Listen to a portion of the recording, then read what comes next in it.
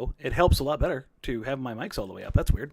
What's going on, everybody? Welcome into Jack Ramsay's Danny Marang, Brandon Sprague. I looked down and I was like, that's weird. Both my mic lines are down. I was like, they were just both up.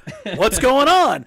Almost hopped into it and had another issue. For those of you that were there for the debacle that was my Midnight Plus show following Game 2, no, I was not drunk. No, I was just very, very tired.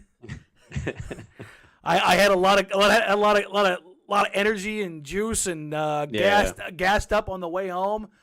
I hit the door and I was done. I was cooked, man. It's really odd how those games work. Like if you hang around after the game for a while, because everybody feels it, right? I've gone to a game as a fan and like I feel it after that game. Like when we're media, you're instantly in work mode as soon as that buzzer sounds. Yep.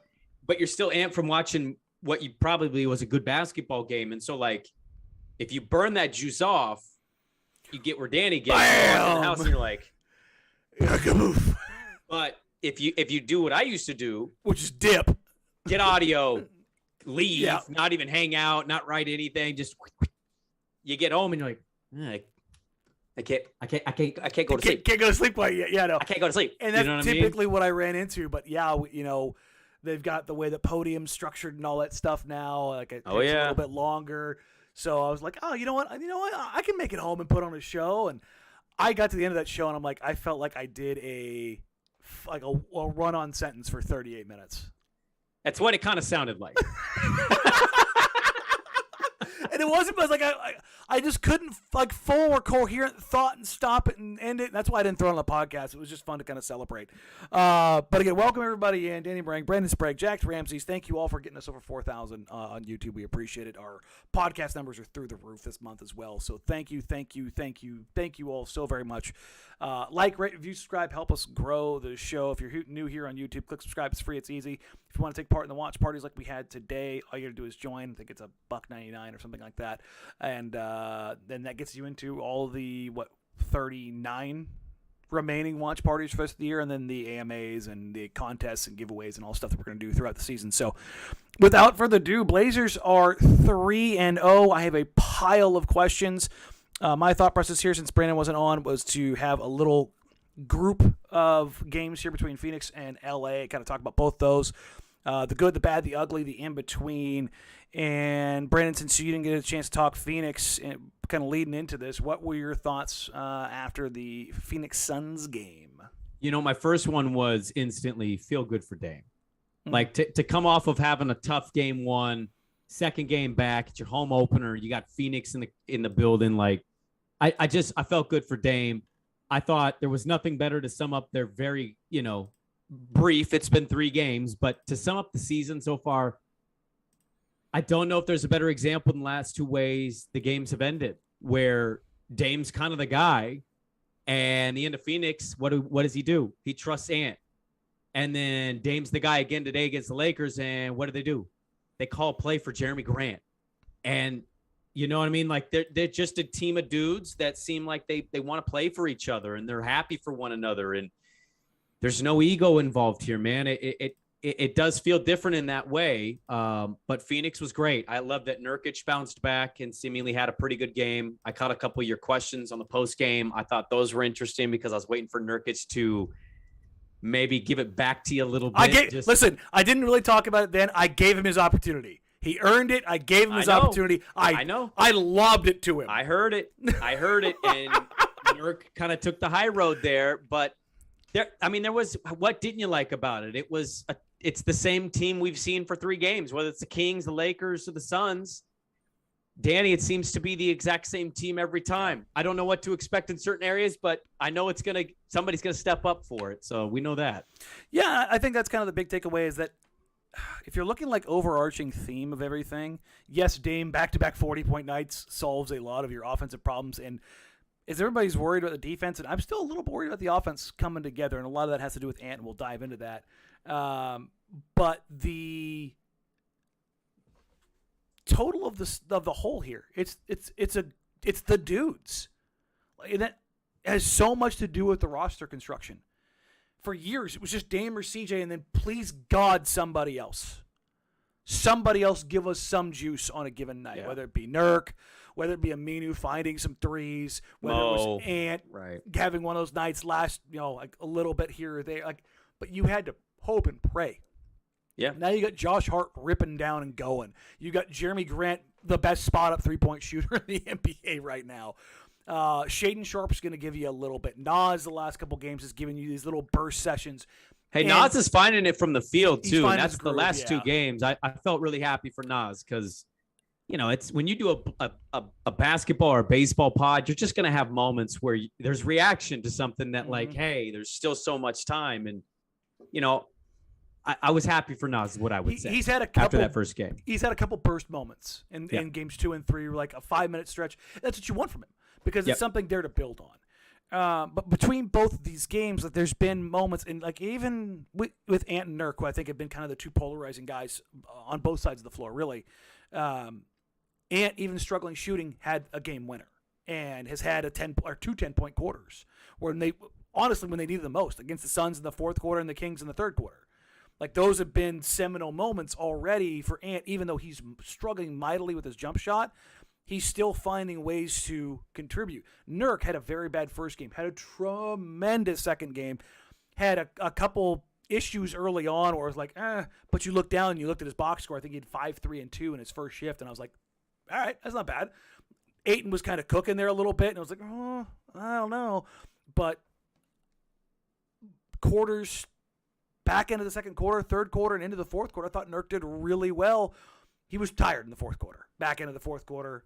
Thankfully, Ayton missed some shots, and then Dame got in Ayton's head, but that's not a shot at Nurk. I thought he played tremendously against the Suns. I thought he had a great shift today against Damian Jones, but was made to look lesser than against Anthony Davis, and it was that's kind of the world you live in. Anthony Davis does that to a lot of people. Yeah, when Anthony Davis is that Anthony Davis, it's tough to overcome.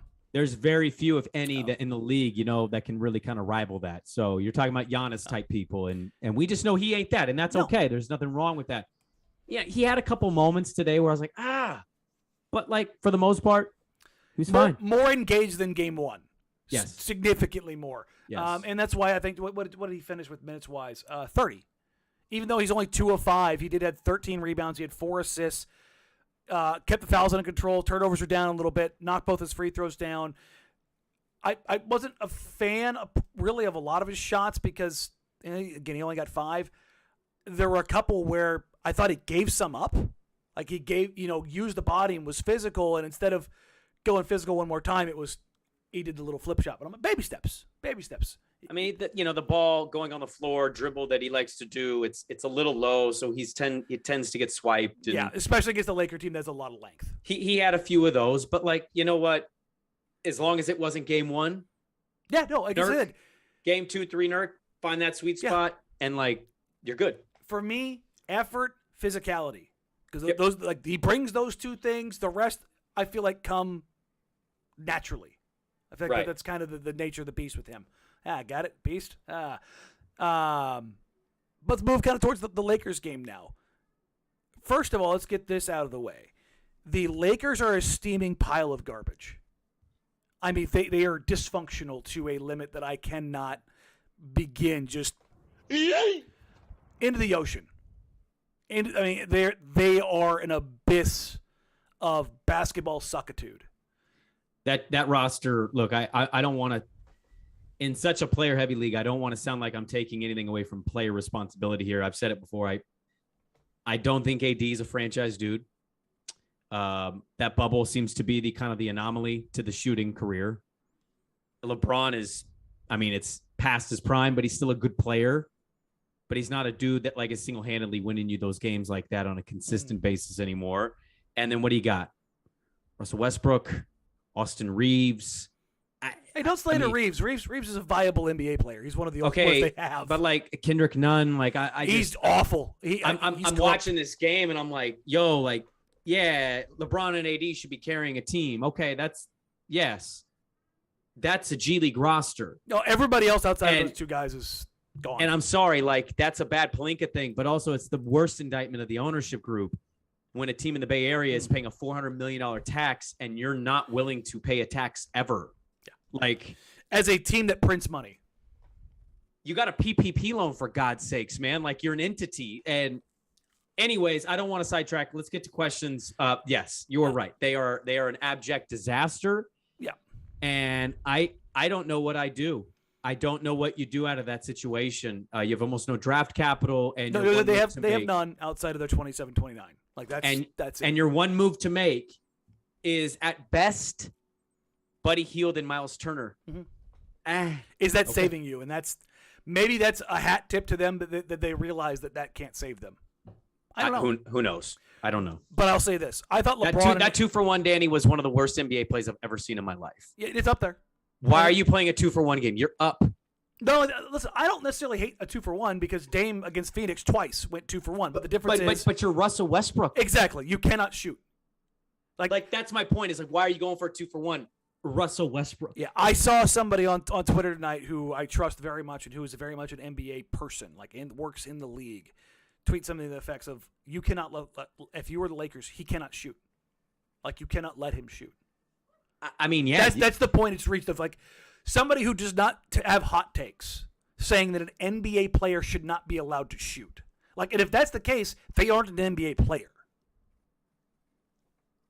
Ta-da. I mean, yeah. And that's the thing is, like, we're going to spend a ton of time on Russ, but I just don't think he's an NBA guy anymore. You had LeBron and AD. Honestly, they give you brilliant games. On both sides of the floor. It was hilarious to laugh at LeBron airballing a. LeBron had some pretty bad offensive possessions, though. He did, but I also have to kind of like tip my hat to him because he has zero shooting around him, and he's still getting into the middle of defense, drawing defenders or bowling people over and getting to the rim. I mean, he's still a really that's what's sad about it, actually. But I mean, if you're a non-Laker fan, it's great. But like, if you're a Laker fan, you've got to be eaten up. Like, AD lost weight. He's looking good. Mm-hmm. He still can't shoot, but like, he's kind of getting back to being athletic. I mean, rangy. Defensively, he looks like a DPOY kind of guy now. Yes, absolutely. Which he was kind of that in New Orleans. And, LeBron isn't carrying a team, but damn, man, a lot of teams could use a LeBron, you know what I mean? And they'd feel a lot better off. So I think you just go back to the roster problem. Yeah. And ultimately the Lakers wanted this game, man. They wanted this game. The Blazers, I don't have confirmation one way or on this, but I just go out on a limb and say, if you're spending a whole Saturday in LA on a road trip before a Sunday afternoon game, they probably went out last night.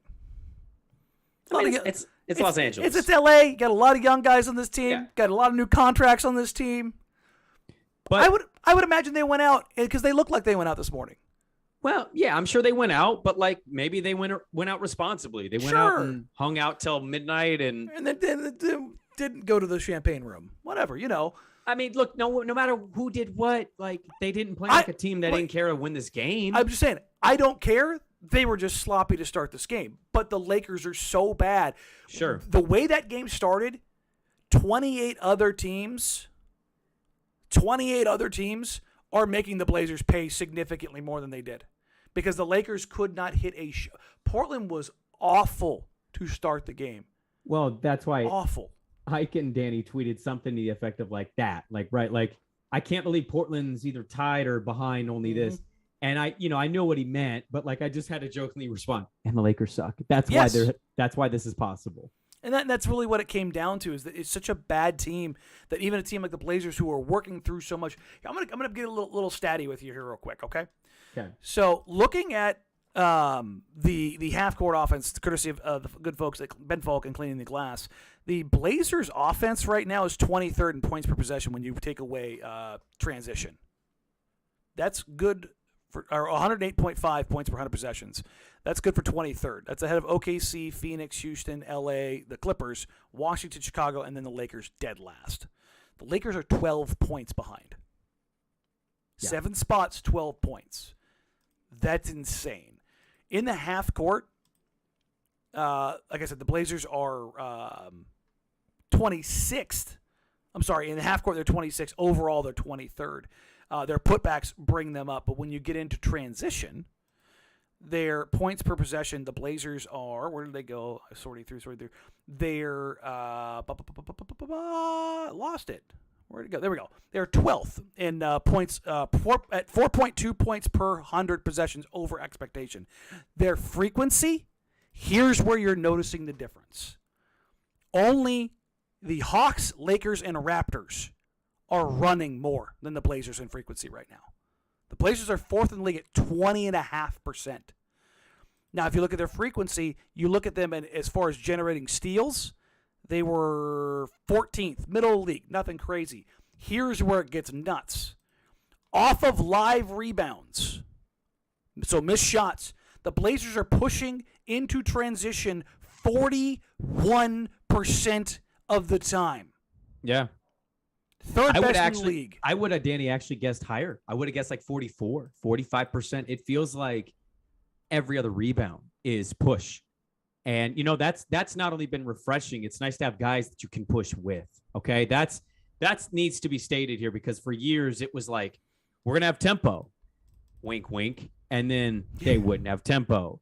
And then this year you see it with tempo and you kind of go, hey, look at this. Like, oh, what happens when you push?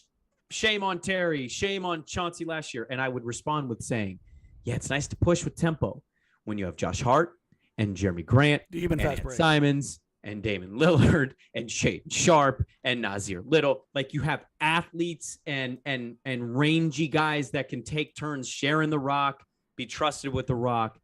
It makes a huge world of difference. So I love to hear those numbers on the transition. So for those of you that are wondering, that's them taking advantage of this. That's what they're doing. You heard us harp all summer on how much more aggressive and athletic they were going to be. And that it's easy to say, no, the front office went out and got guys. They went out and got guys that matter. They went out and got guys that run and do this. But it's genuinely that. They have Josh Hart, who's a big part of this. Anfernee is a big part of this. Whether you want to say he's been good, he's still pushing the pace. Jeremy Grant is pushing the pace. Justise Winslow is grabbing and going. Nurk, to his credit, when he gets rebounds right now, it is not a wait for Dame to come back. I saw him today. He got one out to Nas. Yeah. Nas was going to go trigger. It's like a woo, woo, woo. Yeah, no, let's get this thing. Let's go. Yeah. Let's not play against a set defense every single bleeping time. Sharpe brought it up a few times. He handed it off immediately to Anthony Dame, whoever was out there with. But it's being ingrained in the team of, okay, let's go. And you can feel that emanating from the team right now. The problem becomes right now is no one outside Dame and Jeremy are hitting shots. Sure. And that kind of, I guess, leads us into the first block of questions that I got from guys. So this came in earlier. Should there be concern about Anfernee Simons' slow start, or is this similar to Damian Lillard, CJ McCollum having a slow start in the season? If not, is there a game marker when it could or should become a problem? Yeah, I mean, you might dive into this more because it's your boy, but I was actually going to tell you before you even got to the question. I'm just going to ask you as a co-host, please stop. We don't need the preface of, hey, he's actually doing this well, though. I don't care. He's not shooting well. Mm-hmm. Okay, he didn't have a good offensive game today. He had 10 points. You know what? Still don't care. He's doing some good things. He's bringing things to this team they need, and I'm going to give him over a month before I'm freaking out about a guy who was statistically the best, set three-point shooter in the league. Best catch and shoot three-point shooter in the league over the last 2 years. Give me a month, okay? I don't even want to talk about this. This is not a real topic in my mind. 5 people on Twitter are not representing the fan base. I'm not worried. I will preface this with saying I'm not worried. And I'm not worried about his confidence. I've already talked to him. I've talked to him a couple times. He will tell you this. They're winning in spite of that. So he's not worried. Did you think they'd be winning if he was shooting like this? I don't think most people would have been. So, and that's the thing is if he can put things together, they look infinitely better on the offensive side of the ball to figure things out. But the flip side of this is he does need to start hitting shots. If I said 10 games. Like if he has a 10-game streak where he doesn't have like 1 or 2 games of ant stuff, like I expect to see from him, then I raise an eyebrow, because this is a guy for the last 2 years has been one of the best shooters in the league. When you've got that kind of shot profile and history behind you, I just tend to believe that it'll work out. Is it a playing alongside Dame thing? Is it a confidence issue? Is it a shooting slump just like everybody goes through? I don't know. How do you hit a game-winning shot? And we're talking about, is it a confidence issue? That's not a real thing, man. Like, he's just in a slump. He's starting the season slow. If you thought he was going to come out and shoot from the get-go 22 points a game, like, okay, fine. You wanted that to happen. I wanted that to happen. But, man, they're winning, and he's making winning plays even when he's not hitting shots. Like, I'm not concerned yet, and I don't think it's a confidence issue. And I think he's still doing enough. And I saw people today in particular with the Lakers game, people were getting frustrated, but, he's missing shots. I get that. Like, nobody wants to see Ant miss shots. I don't want to see Ant miss shots.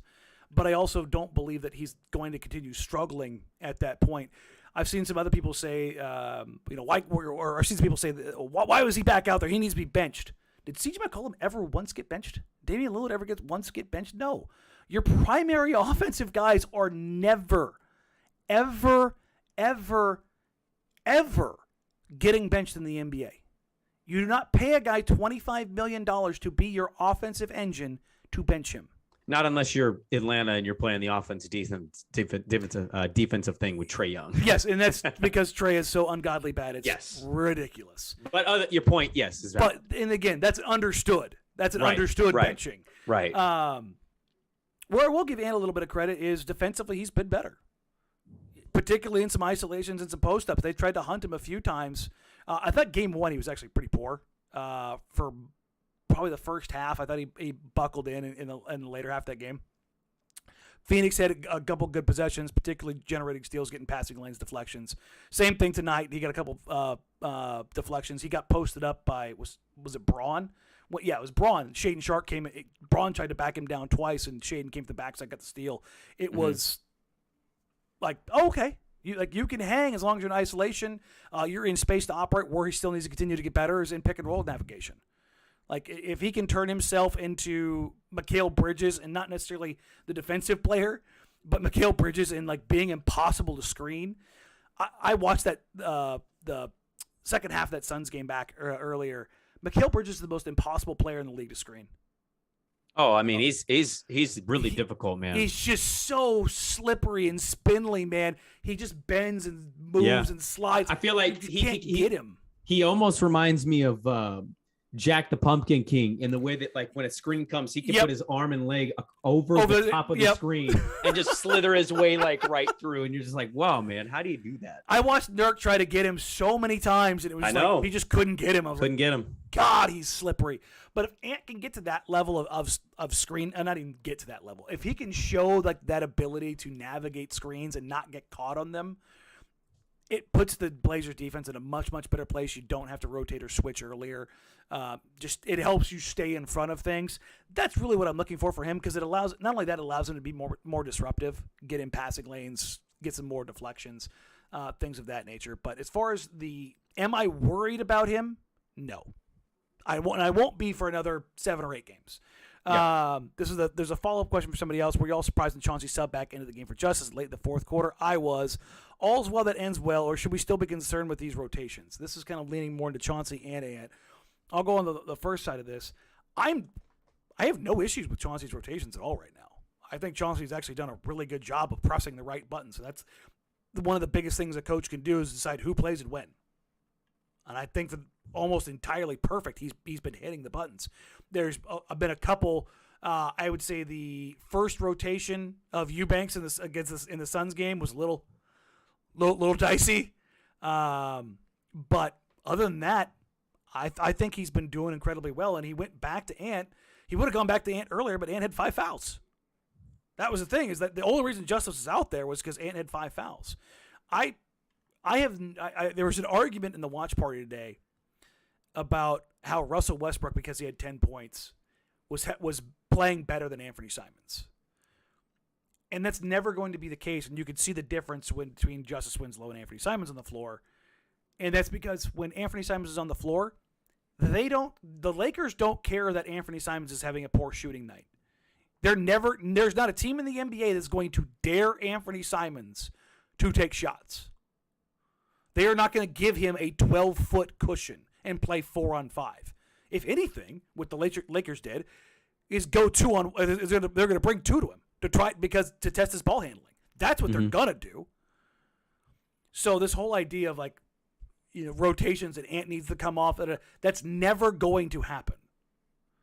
You're not taking your second best shot creator off the floor. Yeah. No, I to the Chauncey thing, I mean, I don't really have anything to add. They don't have a real true, and I mean no disrespect here. They don't have a real true backup big. They're running Justise Winslow at the 5. Anfernee Simons is not hitting his shots right now, and they're trusting a rookie with like 13 minutes a game. Guys, if we have rotational issues with Chauncey, we are nitpicking at most here. I don't know how you have anything wrong. I'm kind of happy with it. He doesn't seem like a guy that's going to be stubborn in any way, and he's trying things, man. They're 3-0. He's trying things. He's got a team of kind of randomness, right? It's a roster that everybody looked at around the league and was like, what are they doing? What are they doing? Yeah. Why are they doing that over there? And look, it's 3-0. It's still early, but like you already have one national pundit apologizing for Dame. It's just like, let's calm down. Let's calm down on the Chauncey stuff. His rotations have actually been fun. I like some of the lineups he's thrown out there. Let's give this some more time before we get into the picking apart of Chauncey Billups. Yeah, no, and again, I have, if anything, I'm going to give Chauncey some credit, a little hat tip.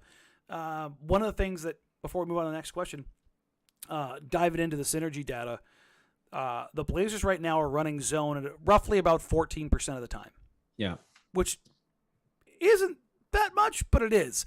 It rates the 80th percentile in the NBA. Let me go ahead and sort this here real quick, which is funny because only 6 teams have run zone, and actually the Blazers are first in zone percentage. They're running more zone than anyone.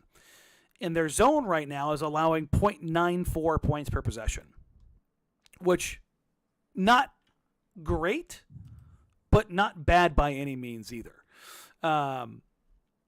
They've gone into their press now about a dozen times between 2 games. They did it against the Suns and they did it against the Lakers. And that's not necessarily to generate turnovers. That's just hey, let's give them a different look, make them think about it, get a little bit deeper in the clock, maybe force some actions that. And I think they've sprinkled in enough junk, particularly when they go smaller with Eubanks at the 5 right now. They're doing that stuff because Drew's mobile enough to move around, cover up some stuff, but it also keeps someone like Anthony Davis or DeAndre Ayton from getting into the offense early and just sealing Drew into oblivion because both those guys are just so big. There's nothing Drew can do with those guys, which it's not, to be fair to him, he had a couple tremendous plays against Phoenix, and again tonight we had 2 tremendous blocks at the rim where you're just like, God, I wish you were 6'10". No, I that was the thing. I told my brother-in-law that we were watching the Phoenix game, and I said that to him, and he started laughing. He goes, "Man, if he was," and I go, "I know it's the only thing that's holding him back." He'd be a fantastic backup center. He'd be a great backup truly big. would. Yeah. But as far as Ant stuff, he struggled bitterly. Everybody's like, "You're not hard enough on Ant." No, I'm not going to be hard enough on the guy that's been one of the best shooters in the NBA for the last 2 years for over 3 games. No, I'm not. We get to game 12, 13, 14, and he's shooting like this. Yeah, I'll start throwing things. Like I'm not freaking out. No. One thing we can't freak out about, Shaedon Sharpe looks like he belongs. This question came in: is or should Shaedon Sharpe be looked at as the Blazers' 6th man? I mean, I get why he's not the 6th man given their team. Doesn't make a difference to me. I think he's being used exactly how he should be used. He's getting the minutes. They haven't fallen off that way. He's trusted. I feel like he's also, by the way, he's making plays defensively. Staying in front of guys, for he's sure. Staying in front of guys. He snuck up on Braun with a rip today. Like, he's getting out on the open breaks when he gets an opportunity, and he's not forcing it offensively. I've been watching him a lot when he's on the offensive set side of the ball, and he's largely kind of just hanging in the corner. But I'm always kind of keeping – it's weird with him, and I wonder if other people are doing this. These games are so tight and so competitive, and the Blazers obviously winning them, that even in, like, critical situations, I find myself kind of keeping my eye. Like, one eye is solely just on Shaedon. Yeah. And if he's drifting, is he cutting in? Is he waiting to spot up? And the other eye is on whoever's got the rock, Dame, Ant, whoever. And I don't know. I think that's the fun part about having a top 10 pick play and actually be in your rotation. it's just watching, as you like to call it, the development process, right? How he becomes who he becomes. And this is the start of it. So I don't know about you, but like when he's in there, I'm keeping like a big eye on him specifically, even more so than I am like, hey, did you see that screen? I'm like, oh no, I was just watching Shaedon. I was watching Shaedon do some cool shit up there. Shaedon took 3 steps to his right. That's what I saw. You know what I mean? Like he drifted when the ball went down, like on the Dame drove and he went flat with him because you're supposed to dump down into the corner as the drive goes. Like just like certain little things that you're watching from him, like see how he moves, when he moves, where he moves. Yeah, because it's such a huge like thing of.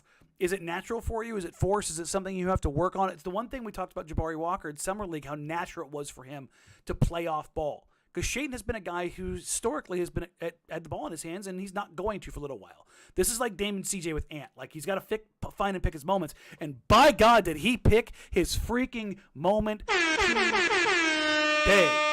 Yeah. My goodness.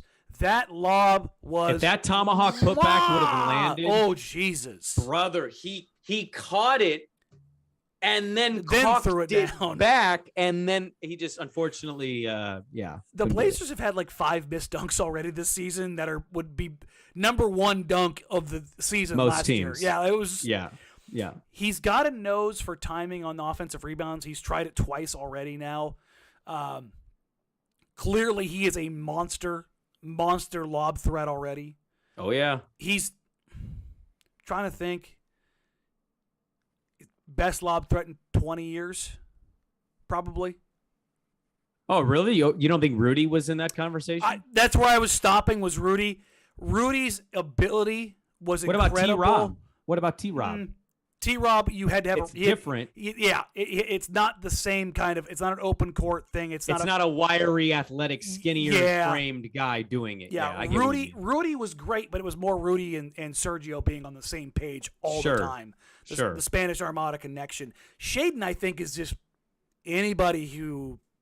Gerald had it a little bit, but he was kind of past his peak of it. Of being a physical freak. And Shaedon's got about 10 more years of it. Yeah, no, I know.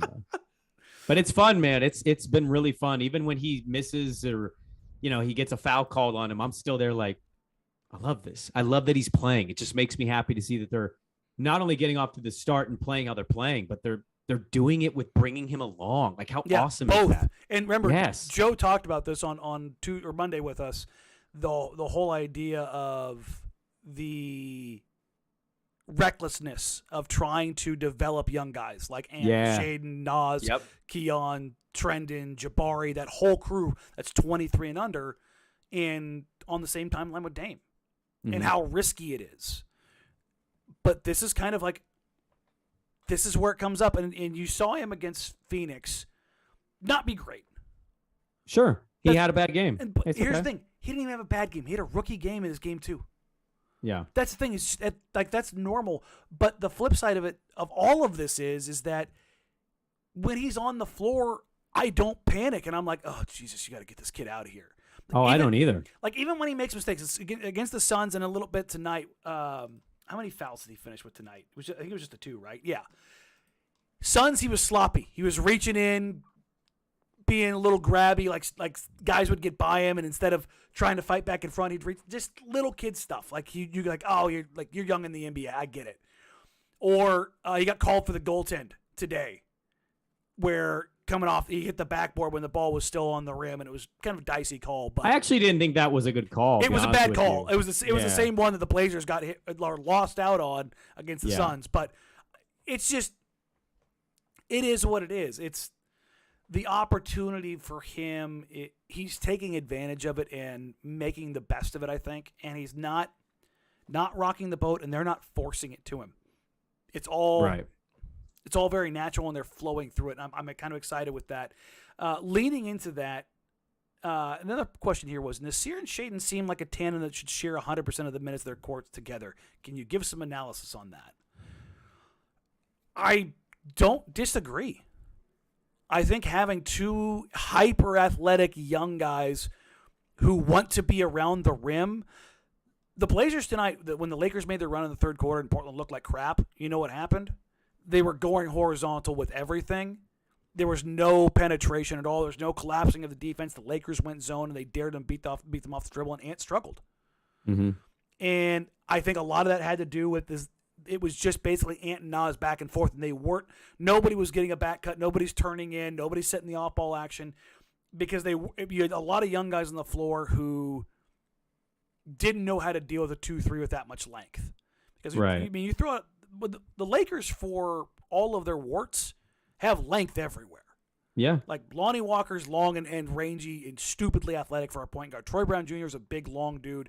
Austin Reeves is a big, long dude. LeBron James, Anthony Davis. Like, they have dudes out there that can make stuff very, very difficult with you. It's the whole idea of bringing them all together is, I think, something that the Blazers need to look at, because both Nas and Shaedon have innate athleticism and a nose for the rim that they can break something.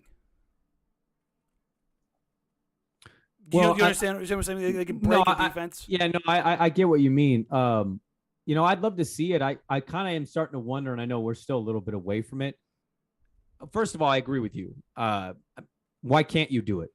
Like, there isn't a reason that would make sense to not see them on the court together. I think everything you just highlighted is 100% correct. I think the only thing that's going through my brain, and I know I shouldn't be going here, but I don't know I'm curious how the minutes are going to work when GP's back. Mm-hmm. And like, they could be in an entirely different situation. Joe, had kind of, I think the team is hinting at maybe this injury takes a minute, like let Gary rest up a little bit, and they don't seem to be in a rush right now. But I think that's a fascinating angle. Right now, why can't they be on the floor together? Like, what's the argument against it? For GP and Shaedon? No, for Shaedon and Nas. I don't think there is one. I think here we'll talk about Gary Payton here at the same point too. Yeah. From what I've been able to gather, folks, I would expect Gary to be like fully ramped up, ready to go by Thanksgiving. So, while he might be back sooner than that, I wouldn't expect him to be like in season shape till around a week before Thanksgiving. Yeah. Like, that's just the ramp up time. Think about it right now. That's only a month away. Mm-hmm. Like, it's not that far away. And he's not, last I heard, he was not doing 5-on-5s yet. And if he's not doing 5-on-5s yet, it's probably going to take him 2 weeks to be fully ramped up in 5-on-5s.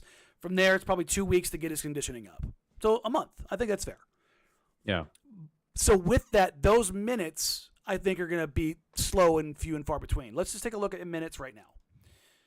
Tonight, Simons played 36, Hart played 36, Dame 34, Grant 35, Winslow 25. So that left 16, 14, and 13 for Eubanks. I think once things get going, Gary kind of works his way into the rotation. It goes from 9 to 10.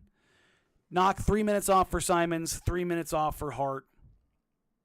Probably 2 minutes off for Grant, 3 minutes off for Winslow. And then does Eubanks lose his minutes to Trendon, or does that become another issue? But I think you're able to find Shaedon at least 12 minutes. The one who I think probably gets squeezed right now with the way they're looking at things and the way that they're forcing, or not even, kind of forcing development, is Nas. And Nas will have to take those minutes from somebody. He's starting to make a case the last 2 games, though. Exactly. Like, when you shoot like that, you're making a case. I just wanted to be noted for the pod because I brought this up. So I'm looking at the lineups Portland's had this year, and this is off of Cleaning the Glass. If you just go, it's just crazy, Danny, like when you look at it, obviously possession count matters here, right? But like when you go to their best plus outputs, it's crazy how many lineups of those Shaedon's been involved in. And I just like, he's a plus player. I think it just goes to what you're saying is like, even when he's not hitting shots and maybe he commits a foul or two, like I feel comfortable with him on the court. And I think that's an important piece here is you have a plus player and you get to play him and he's a rookie. Like there's so much to build off of, even in the moments when he's not having a game he would classify by himself as a good game. Let me go real quick. On court, Shaedon Sharpe. Filter the lineups. Yep. Overall, the Blazers are plus 22.5. Yeah. I mean, every lineup I'm looking at is plus 8, plus 16, plus 69, plus 100. And then here's the thing. Their offense is in the 21st percentile, but defensively they're in the 100th percentile. Yeah. Defensively, they're phenomenal. They're having a great defensive start. And there's only 60 possessions. So 20 possessions a game. But defensively, they are phenomenal. Like, truly great. Like, you got to see the Kings since that game and be like, damn, Portland actually did a pretty good job against them. Like, De'Aaron Fox is cooking right now.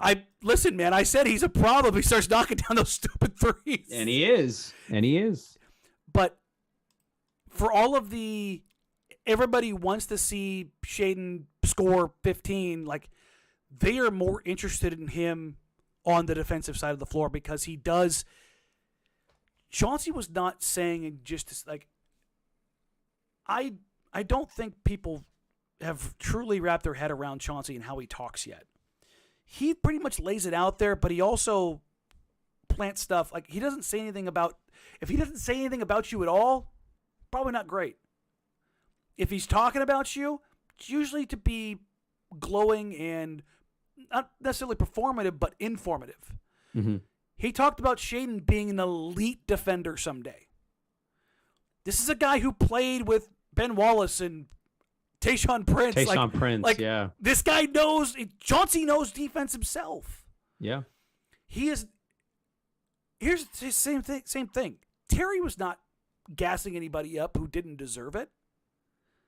These coaches are not going to go out of their way and talk about, like, it's one of these things, oh, yeah, no, he's a good player. We really like having him. That's not what I'm talking about. When you get very specific about a player's skill set and you're going, no, that guy can shoot the ball, like, you cannot believe.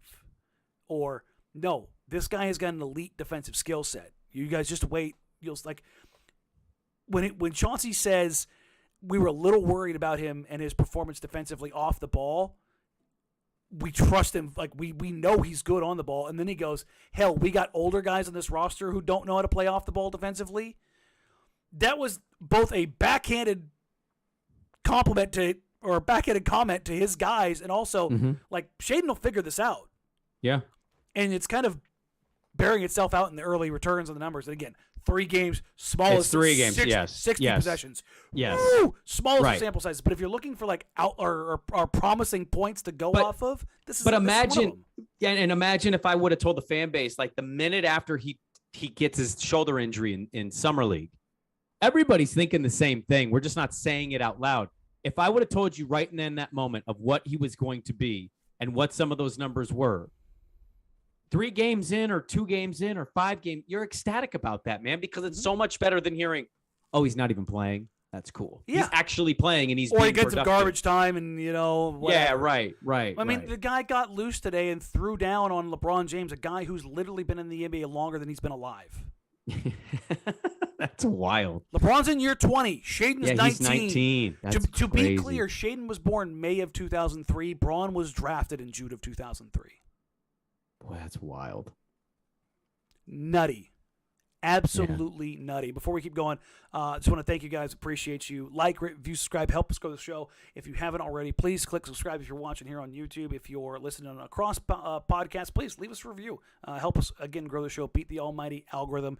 You can email the show, jackedramses@gmail.com. You can find the show on Twitter and Instagram at jackedramses. Back to it. I've gotten this from 4,700 people in one way or another. This is way too early, but can they even afford to trade Josh Hart? He simultaneously seems like their best trade chip, but also the emotional grit heart of the team. What's the move this year, apart from the obvious roster balance issues? First of all, let's talk about Josh Hart. Josh Hart has been tremendous. He has been everything that they want him to be and then some. I believe he ended up closing the game with a rebound lead. Yes, he did. He had 16 rebounds, 5 assists, 9 points. Just a fantastic night. 3 of 5, 1 of 1. Josh Hart is a reluctant shooter, but not a reluctant driver. He is a fantastic rebounder. He's probably the best rebounding guard in the NBA right now. It was Westbrook in his prime. He is clearly fallen off that cliff. For all of the rebounding is easy or nobody really rebounds in the league, it is a genuine skill to be a rebounder at 6'5". Like it just is. And he doesn't just grab loose balls. He tracks down and gets contested rebounds regularly. He rebounds like a 6'10" guy. Mm-hmm. He is a one-man fast break. That is where he gets a lot of his scoring. He probably needs to be a little bit less reluctant as a shooter. Defensively, him and Grant have been fantastic in their ability to switch and tag in and out of rotations. There's been a few moments that I'll need to go back and watch where there's been some communication errors between him and Nurk. I tend to blame Nurk, like, the ending possession with LeBron, where they got a wide open dunk after Nurk came out at 40 feet and picked him up. But we'll talk about that one other time. All of this to say is Josh Hart has been tremendous, and all of the Josh Hart can't start at small forward talk is getting quieter, even if I believe it is still better for him to come off the bench. Yeah, I mean, I don't really have much else. I mean, it's pretty obvious Josh Hart and what he means to this team. He's a dog. He's a bully. He is somebody that absolutely wants to put the pressure on the defense when he gets the ball and put the ball on the court. That being said, I got a suggestion or a comment. I had more of a comment to those people that, hey, down the road, I'm almost with you, like 100%. You have to tell me who the player is for me to even entertain this idea. Like, this is what I don't want to dismiss. I don't want to dismiss the fact that he is a pretty good trade chip, right? Like, if there's a team out there that, whatever the circumstance, they're looking for a good guard play. Hey, we want Josh Hart. We'll give you so-and-so. I'm sure there's going to be a player that makes a lot of people change their mind on this, and I get it. But what I don't want to overlook is how important a player like him is that doesn't come across your roster very often. Okay? Mm-hmm. This is a guy that you mentioned. He's a guard. He's probably the best rebounding guard in the league. He puts a ton of pressure on a defense every time he puts the ball on the floor. And you know what? He's a guy that tries and plays hard. And I know that sounds dumb. You can categorize it as bulldog, whatever. But like, we haven't had one in a long time. How does it feel to finally have one? It feels good. You know why? Because it hasn't been in Portland for a minute. And so like, I don't want to dismiss what that stuff means for a team trying to get back to, more relevance within its conference. You'd have to tell me the player, but I'm kind of in that camp too, man. Like, I think he's really valuable for them. And I thought Dame sums up my feelings very well today in the post game. I love Josh Hart. I love Josh Hart. Yes, I concur. I am not going to talk about trading or not trading him until it comes that time. Because right now, I'm just enjoying what he's bringing. Do I see a world where it's somebody else? Sure. It's going to be somebody because they still don't fit together great. They're still a little too guard heavy. Yeah, they're not a perfect roster. No. They're going to make move. It's just I'm kind of in that camp that if you could make other moves, please do it because I like having him on the team. No, and I get that too. There's a certain Wes Matthews quality to him. Yes, that's exactly what it is. It's exactly how I felt about Wes. And I've talked to a few people behind the scenes who are like, it's going to suck when they get traded. Like that's what I keep getting told over and over again. Enjoy it. You're going to lose it. I'm like, I've talked to a bunch of agents and NBA power brokers, and they're like, he's great. That's Stop. why so many teams will want him at the trade deadline. I don't want to hear it anymore. Stop it. Trust me, I get it. This isn't a break your heart podcast. Yeah, what are we doing? But he's been tremendous, and I don't really want to talk about him being moved. I do think there's a world where they do find a way to keep him in the long run, but it's gonna be tremendous as far as how things balance out. I do not envy Joe Cronin and Chauncey Billups come trade deadline. I will say that. No. We'll kind of move into the odds and ends here. With the Blazers having another game with high turnovers, how do they fix the issue? There's a couple issues at hand. One, there's not knowing where each other's going to be or not entirely trusting where, and they keep saying the word trust, and they're trusting each other, particularly in the fourth quarter. The other 3.5 quarters, they are not, and I don't want to say this word, but I'm going to say it anyways. They're lazy on some of their passes. Dame, the last 2 games, has been a world-beating offense unto himself. His pile of turnovers have come off of very bad, lazy passes. And it's very unlike Damian Lillard. He has floated just bloop lollipops 5 or 6 times in the last 2 games that are just begging to be picked off, and they are. He had one to Grant today on a fast break, or no, it was Hart, and they just ended up like Hart stumbled all over himself, was able to save it and throw it up eventually. But Ants had some where he got trapped, and instead of forcefully making the pass, he's trying to throw a bounce pass in two, and it's like, nah, man, you got to step through and fire that thing. Yeah. And there hasn't been my biggest complaint probably about the team right now is that their passing is subpar, and not necessarily the decision they're making with the pass, but the actual physical pass itself. The execution of it. The execution of the pass. That's probably my biggest complaint with the team right now. I think you're hitting on exactly mine. It's just execute your common passes. Like I just shaved my head, but like the turnovers are making me pull my, my hypothetical hair out, man. That's an area for sure that sticks out like a sore thumb. They're 3-0. It's great. And there's a lot to be happy and excited with. Like just the way they play is fun to me. Some of this stuff that's good is going to come back to the norm. And then some of the stuff that I think is bad, I think is just ultimately going to cut down. I mean, I cannot believe that a team made up of these kind of players is going to continue to be this lackadaisical with the ball and have these kind of turnover numbers. Maybe I'll be wrong. We'll check back in 5-6 games, but I just think their turnover numbers will naturally go down. This is a bit about like playing together, kind of feeling out game situations. Those are entirely different than anything you endure in practice. Yeah, no, the Blazers tonight had 19 turnovers. Yeah, that's. And you look, the Lakers had 9 steals. You go back to the Suns game, and I want to say the Suns. Chris Paul had 5 steals in the first half. It was painful. It was painful to watch. Mikal Bridges and Chris Paul are tremendous ball hawks. And the Suns are very long, and the Lakers are very long, which means you need to protect the pill even more by firing that piss rocket. That thing needs to be. You can't. Which is really interesting because they've gone to some post-ups, and oh, God. Choked on my own tongue. They've gone to some post-up opportunities, and I've actually thought I think one of the entry passes have been really good, and that was a problem for the last couple of years. Entry passes were just awful, but some of their kick-ahead passes, and maybe this is part of it, now that I think about it. Perhaps because they haven't played fast enough for so long.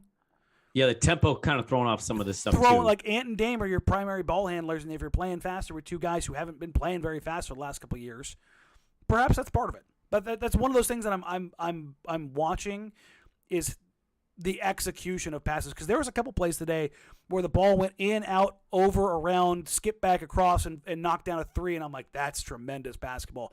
But you could see that thing just humming around. Yeah. And perhaps, again, the other part of this is that the passing itself is not as pristine or crisp or precise because of that lack of trust or understanding where guys are going to be right away, because it still is so early. Yeah. No, I think that the tempo thing is a good point. Like, at the end of the day, when you're going up in tempo the way that they have and transitions are going up, I mean, it's not all of their turnovers. A lot of this has been just boneheaded kind of passing.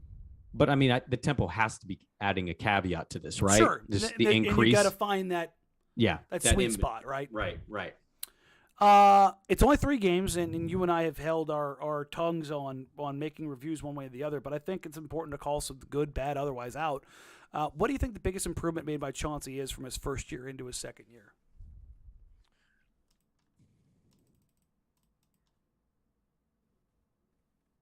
Trust. How so? I think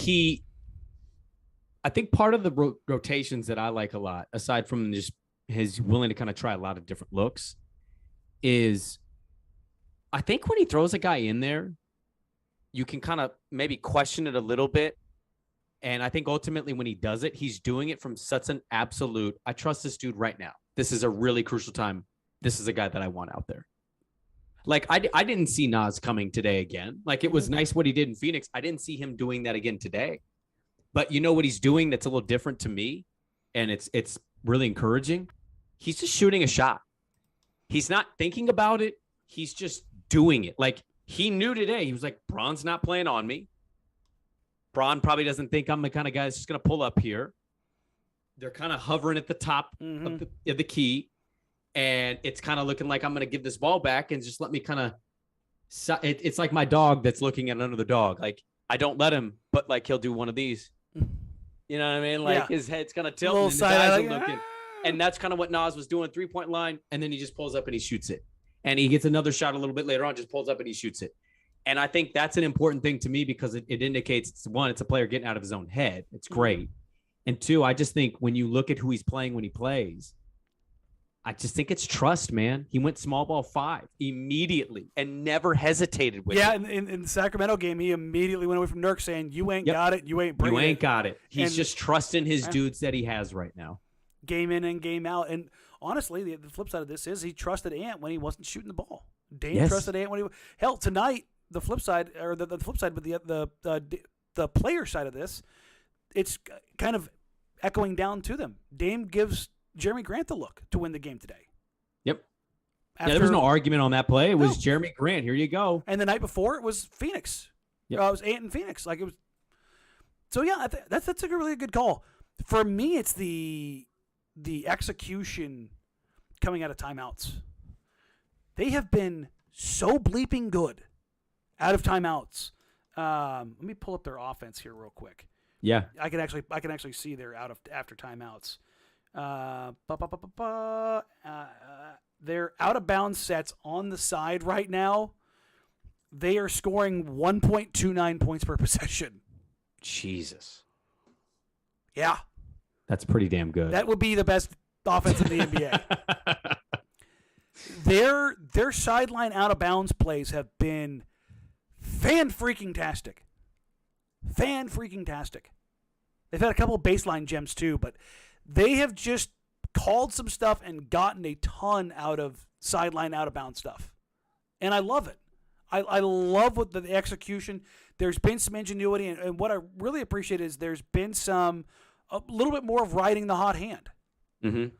There was Ant's been playing really poorly through the first 3 games. The 2 periods, the third quarter against Sacramento and the fourth quarter against the Suns, because he didn't really have a period against the Lakers at all. But in both those periods, there was 2 sideline out of bounds plays that he ran for Ant to kind of keep him going. Yeah. Hey, let's try to feed into him. Let's get his confidence rolling. And so for me, that's understanding your personnel, and I being more in tune with that. I've kind of kept my finger on that pulse a little bit of like, okay, this makes sense. I see what they're trying to do here, and they're nothing world breaking as far as sets or plays, but it gives you a little bit of insight into, hey, let's run this here. Mm-hmm. But probably feeds into that trust, to be honest. It's that pulse of the team and kind of where ultimately they lay. I know they're different answers, but in a way, like you're just walking us through it, and I'm like connecting the same thing in my brain, right? Like it's just knowing and having a faith in your guys and kind of what your belief is that they're going to go out there and play exactly how you want them to play. And you know what? It's 3 games. It's a long season, but I'll say immediately, man, I already feel like I was wrong 3 games in. I give a lot of kudos to a guy like Dame, who his whole career, it's never been this tempo, and they're pushing it. And you know what? He's riding with it. Like some possessions, he's not even able to get down there before they've already put up a shot or had a good look. Like he's just trusting what they're doing, and he's riding the wave with them. And I love it, man. I think it makes it a lot of fun when you can do that. And another kind of hat tip to Dame here in a sense of he is actively working to play off ball. Yeah. Sacramento, I think he was still fighting it. Phoenix, he really couldn't because they were struggling. Even this game, Dame starts 1 of 5 tonight or this afternoon. And then as things kind of got going, he's working off the back of the defense, changing their eye line, changing the sight line, attacking from different spots. Now, once he got rolling, he's walking into threes. Walking into him. Like that's once he gets going, we've all seen this before. Back-to-back 40 pieces. Just tremendous. What's been nuts about these 40-point games from Dame is they haven't felt like Dame games. Is any of this felt forced? LA today felt like a Dame game. Do you think so? Yeah, because he was cooking. Just because the step back, like the step back fadeaway 3. Anytime you can kind of like put the punctuation point on the Dame time 3, I think you're like, yeah, he was cooking today. And he finally just like put him over the top and gave him that lead. Like today, to me, it felt like, I even think in pretty big bursts of Phoenix, it felt like Sacramento. It's just like when he's not getting 30, you feel it. And then like when he's over 35 and going for 40s, you feel it. And so, yeah, I disagree with that a little bit. I did feel like Phoenix, LA, hey, Dame's got it, man. Let Dame cook. And he was. It's been fun, and that's the thing is, we're gonna wrap it up on this one. Is this start for real? I mean, how far into the season do we go before we recalibrate what we think this team is capable of?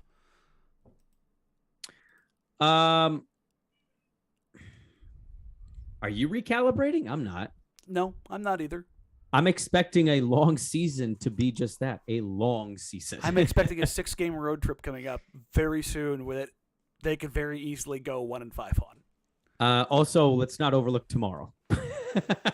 Listen, Monday, if you're listening to this on a Monday, like Denver's in town. I will go full Danny Downer right now. I am not planning on them beating the Nuggets. Not in any way, shape, matter, or form.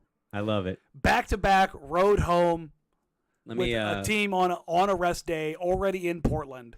Yeah. Yeah, no, I don't. That's a bummer. What do you think the spread is? Just throw this at me without looking it up. Denver 4. Denver 3. Yeah. By the way, home teams usually get anywhere from 3 to 3.5, so that's basically a 6 to 6.5 point spread.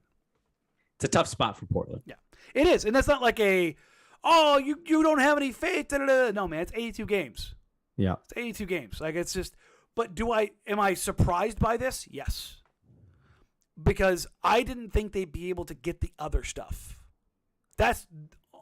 I thought the offense would be better than it was. I figured they'd figure some things out. But they have gone from, there was a 5 or 6 minute stretch against the Clippers where they junked stuff up really well defensively. And I was like, that was like the handling the Kawhi post-ups, Jeremy Grant getting chased down blocks and deflections, Josh Hart getting deflection going. Like you saw like these defensive possessions that allowed them to go out. And that's the other thing about this.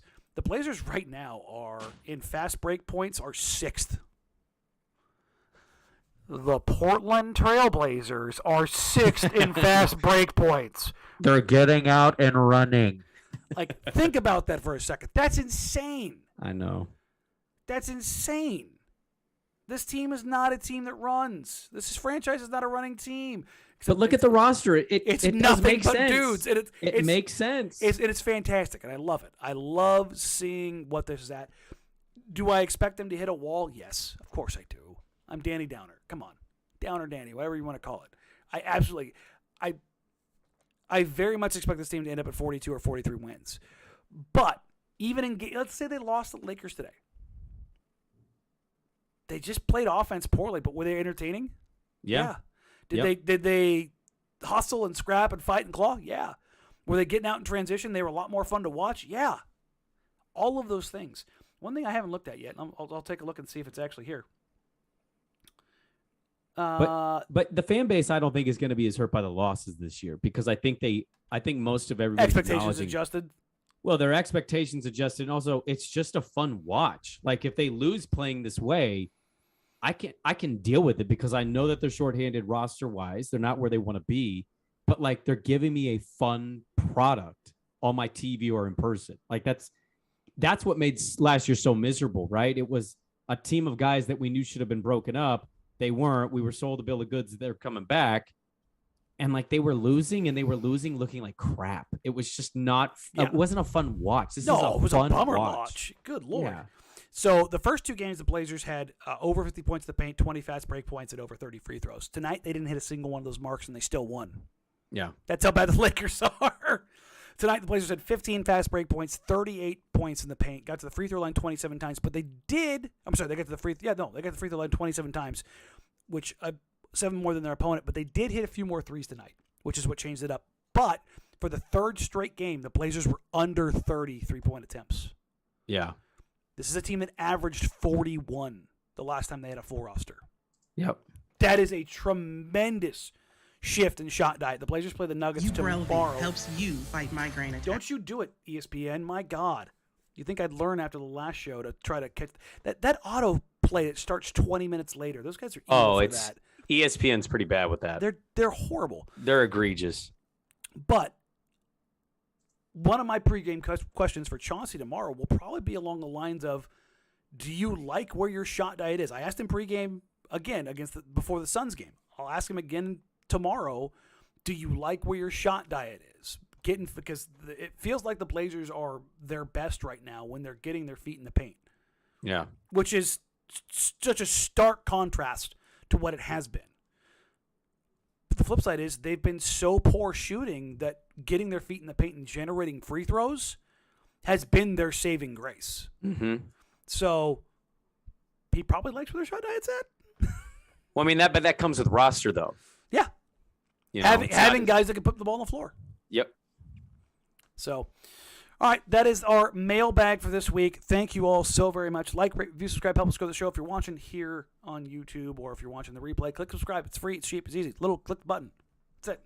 But if you want to become a member and watch all of the road game watch parties, be a part of the contests, and everything else we have going, subscribe. Cheap, almost free, and it's a huge community. I think we've got well over 400 subs right now. So, want to contact the show, jackramsays@gmail.com. You can find us on social media at Danny Marang, at Brandon Sprague.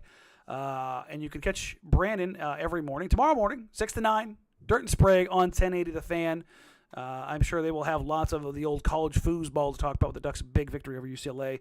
You can catch me and my co-host, Dusty Hera, noon to 3, also on 1080 The Fan. We will have our college football and dive into a little bit of Blazers talk, particularly off of 2 fresh wins over the weekend, and dive into a little bit of Nuggets and have a little bit of fun. But other than that, thank you all so very much. Thank you for getting us to 4,000 or over 4,000, blowing that away. We will come back probably either Tuesday or Wednesday. I got to take a look at the schedule here. I think Tuesday would be right, because don't they come back Wednesday? Yeah, I think they're back on it on Wednesday. So we'll take a look and see. Maybe we'll do something after the Nuggets game on Tuesday, and the day after, and then kind of go from there. This is what live planning looks like on the show, because everything goes sideways. Again, thank you all so very much. We love you. We appreciate you. Have a wonderful, wonderful night, a great week, and we will catch you next time. Take care, y'all. Bye.